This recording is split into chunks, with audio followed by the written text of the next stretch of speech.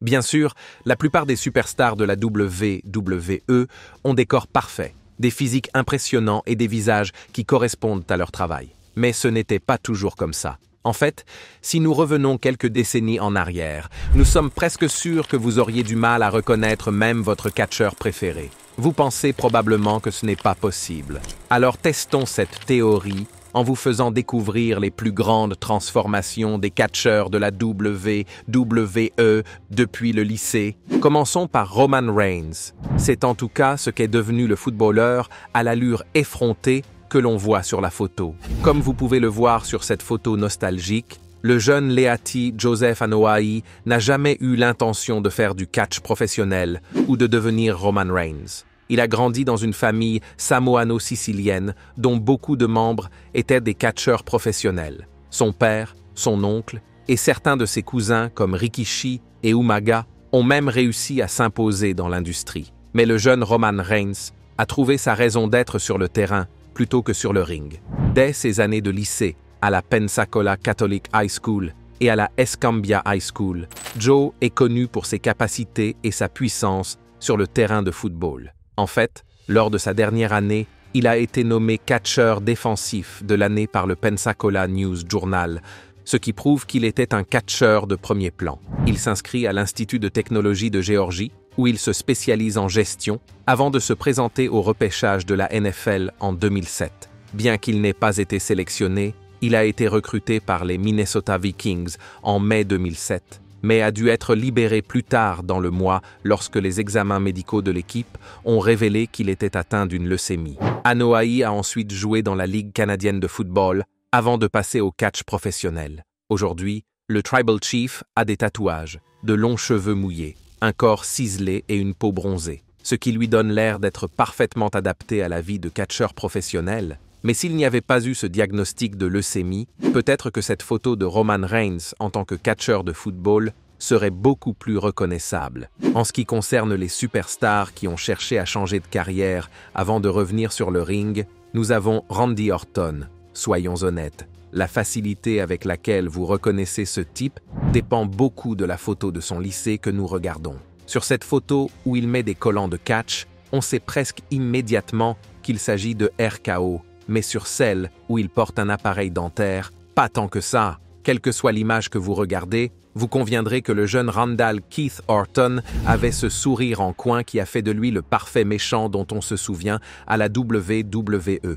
Et juste pour que vous le sachiez, même sans l'arc de développement du personnage du talon, Randy Orton a toujours été le méchant. En grandissant à Knoxville, dans le Tennessee, le jeune RKO a été très influencé par le catch. Son père, Bob Orton Jr., était un catcheur professionnel qui a fait partie de la WWE dans les années 1980, travaillant étroitement avec des gens comme Jimmy Snuka, Roddy Piper, Andre the Giant et Hulk Hogan. Il a également participé à l'événement principal du premier WrestleMania au Madison Square Garden en 1985. Il est donc clair que Bob Orton Jr.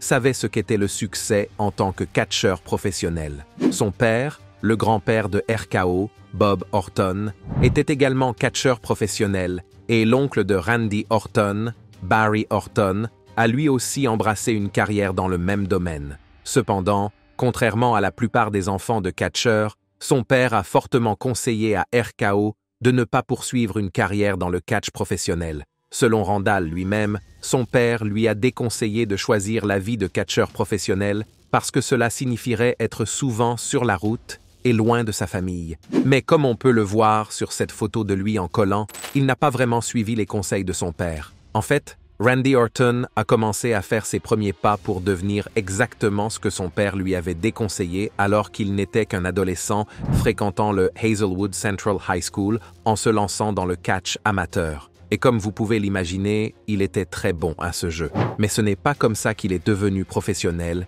et qu'il a atterri à la WWE. Au lieu de cela, RKO a suivi une voie très longue. Dès la fin de ses études secondaires, Randall s'est enrôlé dans le corps des Marines des États-Unis en 1998.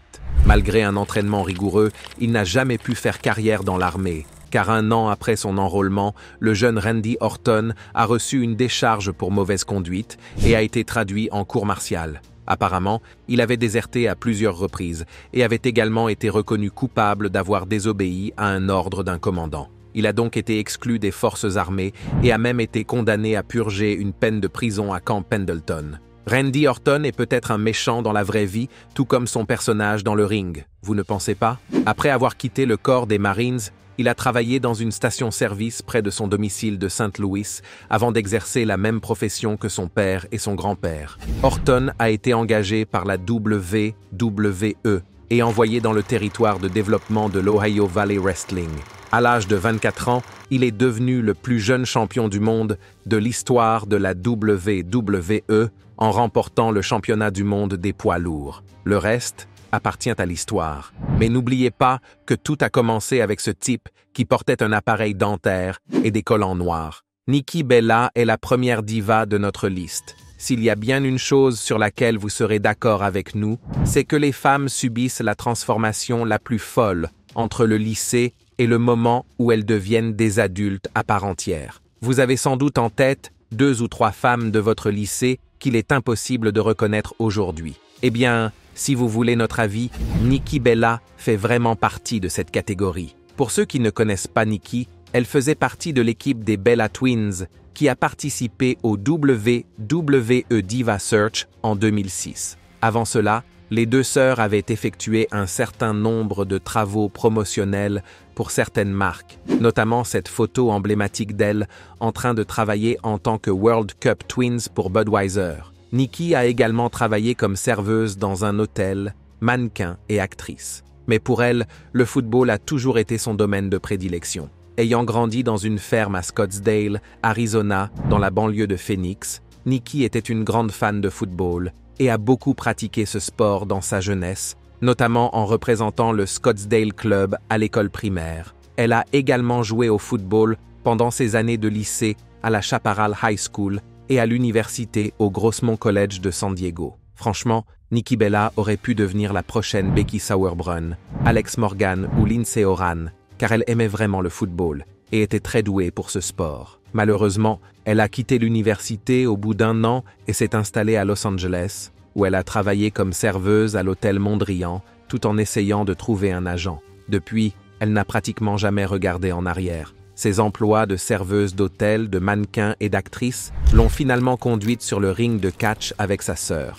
Elle a passé ces quelques années sous les feux de la rampe en remportant des championnats de diva et en se lançant dans des intrigues à succès avec les plus grands noms de la compagnie, comme Becky Lynch et Naomi. Nikki Bella a fini par arrêter le catch en 2013 à cause d'une série de blessures, mais nous sommes presque sûrs qu'au fond d'elle-même, la jeune fille en tenue de foot aurait aimé explorer ce chemin de carrière aussi. Voici une photo que vous devrez regarder longuement avant de deviner qui est la catcheuse. Vous avez déjà trouvé? Alerte au spoiler.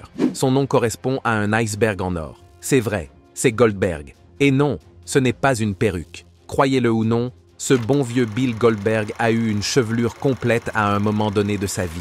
En fait, ses cheveux sont restés sur lui pendant la plus grande partie de sa vie, jusqu'à ce qu'il décide de faire carrière comme catcheur professionnel. Ce qui ne devrait pas être une grande surprise si vous saviez que William Scott Goldberg est né dans une famille juive réformée. En effet, Bill est d'origine juive russe et roumaine et est né à Tulsa, dans l'Oklahoma, de la violoniste classique Ethel et du gynécologue obstétricien Jed Goldberg. Bien que son père soit décédé en 2006, Bill a passé ses premières années à être élevé comme n'importe quel juif que vous connaissez. Son père était diplômé des universités de Harvard et de Johns Hopkins, et sa mère était une horticultrice primée. Je ne sais pas ce que vous en pensez, mais cela ne ressemble pas vraiment à un foyer qui donne naissance à un catcheur professionnel, mais cela explique le look qu'il avait lorsqu'il était lycéen. Goldberg a fait ses études secondaires à la Tulsa Edison High School, a fait sa bar mitzvah dans une synagogue réformée,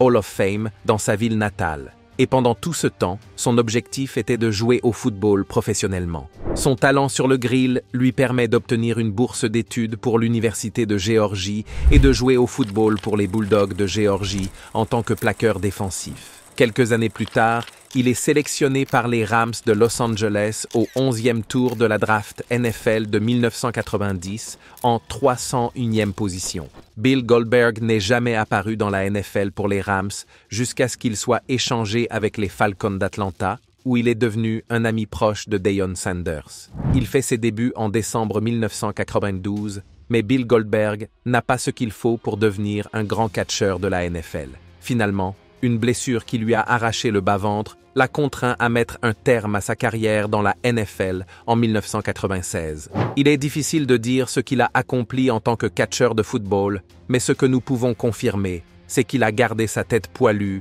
pendant qu'il était dans la ligue. Si vous voulez notre avis, Bill Goldberg a eu un moment existentiel masculin qui l'a amené à changer complètement d'image. Il s'est mis à la gym, a commencé à faire du powerlifting et à s'entraîner aux arts martiaux mixtes, et quelques années plus tard, il était devenu l'un des plus grands noms de toute l'industrie du catch professionnel en travaillant pour la WCW. Son look emblématique, chauve et torse nu, avec son pantalon et ses chaussures noires et sa barbe, est devenu l'un des looks les plus emblématiques du catch professionnel de son époque. Mais au cas où vous vous demanderiez s'il est né avec ce look et ce crâne chauve, vous avez la réponse. Qui est le prochain? Voici une photo qui vous fera deviner le nom du visage. Toujours rien? Eh bien, c'est Alexa Bliss. Attendez quoi? La question que vous vous posez sans doute est de savoir comment elle a pu passer de cette apparence à celle qu'elle a aujourd'hui. Et nous allons être francs avec vous. Le parcours d'Alexis Kaufman n'a pas été des plus faciles. Pour commencer, lorsqu'elle est née en août 1991 à Columbus, dans l'Ohio, ses deux parents étaient adolescents, encore au lycée, et essayaient de comprendre la vie. Alexa a donc grandi comme si elle était élevée par ses frères et sœurs, plutôt que par des parents stricts. Dès l'âge de 5 ans, ils l'ont encouragée à s'intéresser à un certain nombre de sports comme l'athlétisme, le softball et la gymnastique. Quelques années plus tard, Alexis était étudiante au lycée Hilliard Davidson.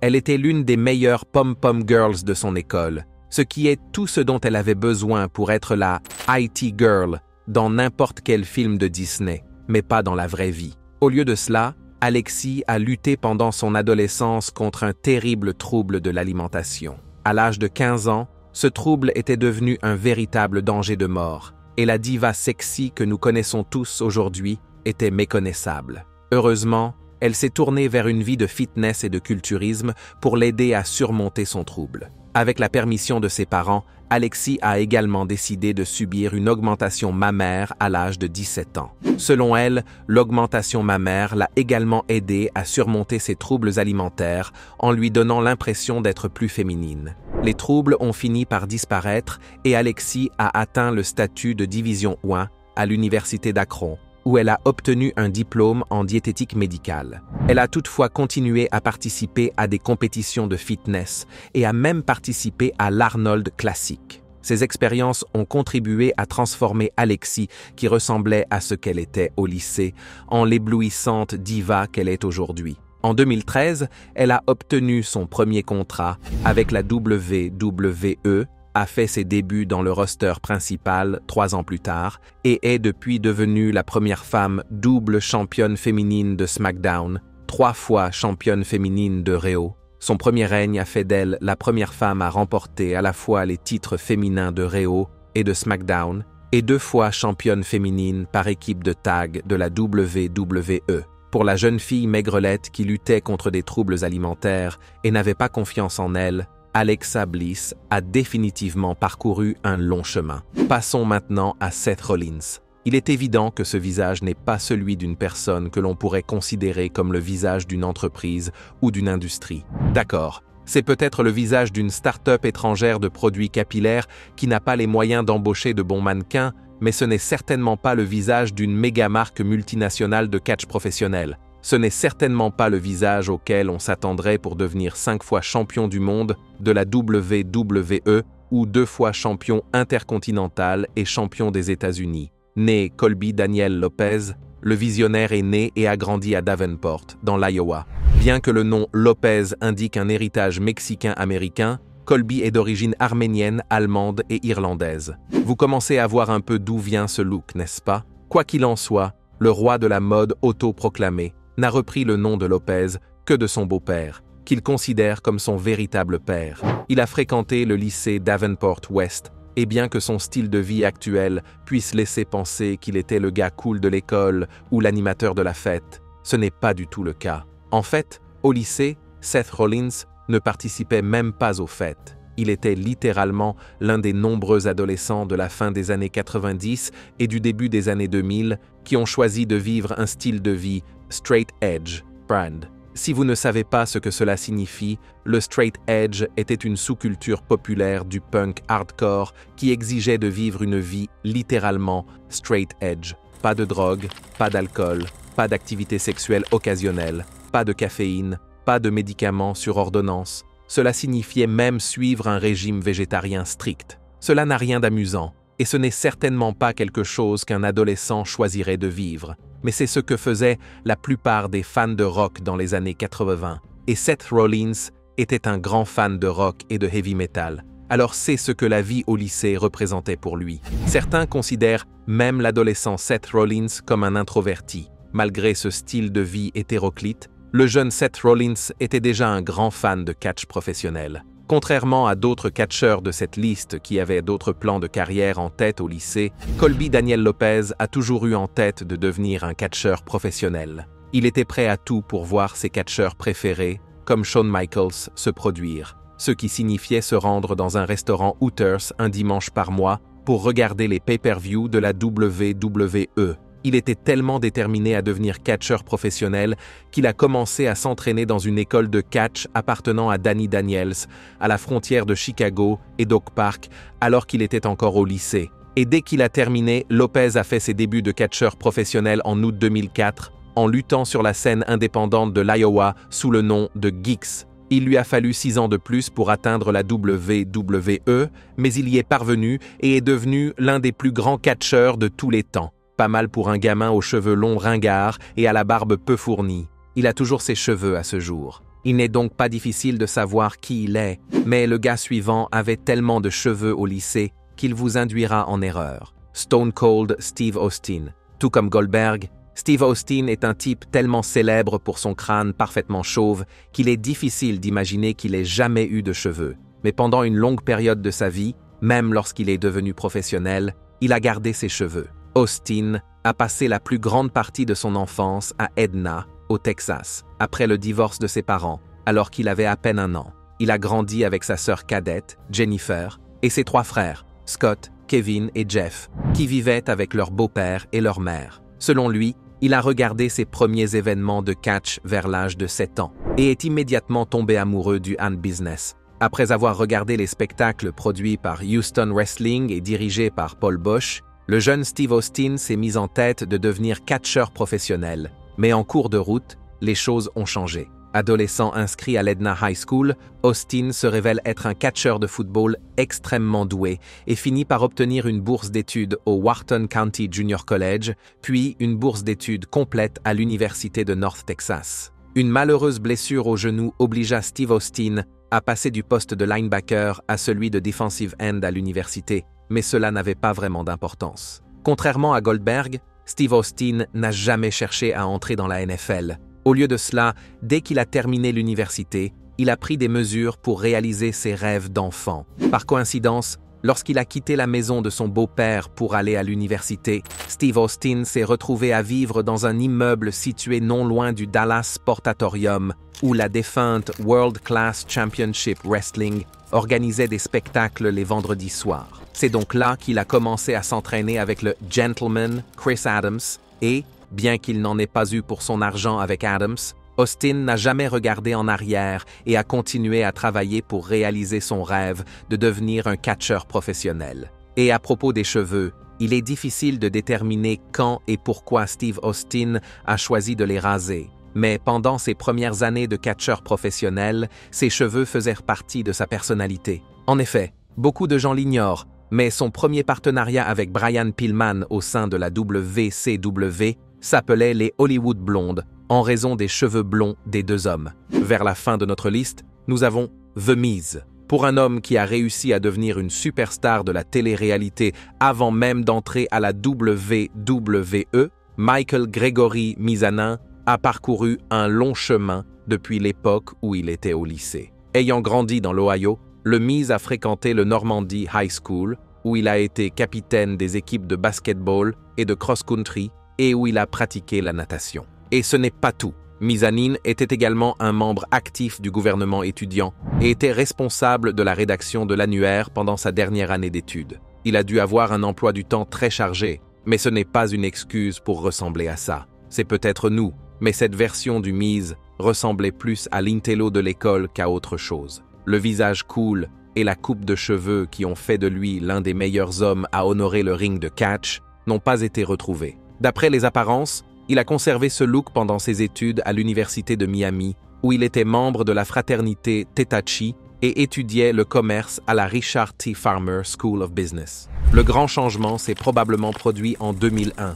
lorsqu'il est devenu membre de la distribution de The Real World et de son spin-off, Real World Road Rules Challenge, qui a démarré en 2002.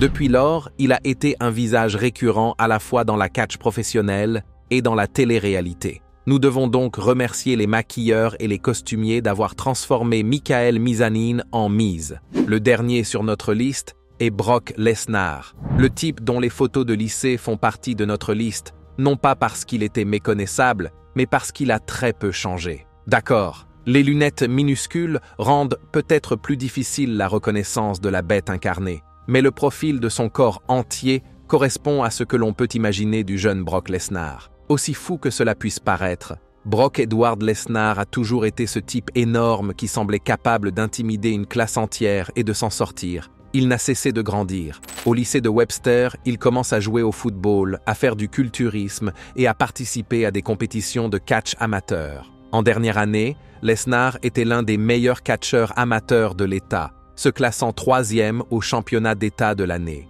Puis, à l'âge de 17 ans, alors que ses camarades d'âge avaient l'esprit tourné vers les fêtes et les femmes, Brock Lesnar s'est engagé dans la garde nationale de l'armée. C'est vrai, ce mec s'est porté volontaire pour subir un entraînement aussi rigoureux et a réussi sur tous les plans physiques. Son seul défaut était son daltonisme rouge-vert qui l'a conduit à un emploi de bureau parce qu'il était considéré comme dangereux pour son désir de travailler avec des explosifs. Il sera plus tard réformé pour avoir échoué à un test de dactylographie, mais pour ce qui est de la qualification physique, Brock était un dur à cuire. Après avoir quitté la garde nationale, il a travaillé pour une entreprise de construction avant de retourner à l'école, s'inscrivant au Bismarck State College. Là, Lesnar s'est classé 5e dans la division 125 kg de la National Junior College Athletic Association et a remporté le championnat des 125 kg lors de sa 2e année. Lesnar était un si bon catcheur qu'après sa 2e année, l'Université du Minnesota lui a offert une bourse d'études en catch. À la fin de ses études universitaires, il avait remporté le championnat de catch poids lourd de la division E de la NCAA en 2000, était 2 fois All-American de la NJCAA, champion poids lourd de la NJCAA en 1998, 2 fois All-American de la NCAA et 2 fois champion de la conférence Big Ten, avec un incroyable bilan de 106,5 en 4 ans d'études universitaires. S'il y a bien un gars qui devait finir dans la WWE sur la seule base de son physique au lycée, c'est bien Brock Lesnar. Voilà, c'est fait. Les plus grandes transformations de catcheurs de la WWE depuis le lycée. Parmi les photos de lycée de ces catcheurs, laquelle vous a semblé la plus difficile à reconnaître? Fais-nous part de tes impressions dans la section des commentaires et avant de partir, n'oublie pas d'aimer cette vidéo et de t'abonner à Ring Rivals pour ne pas manquer les prochaines.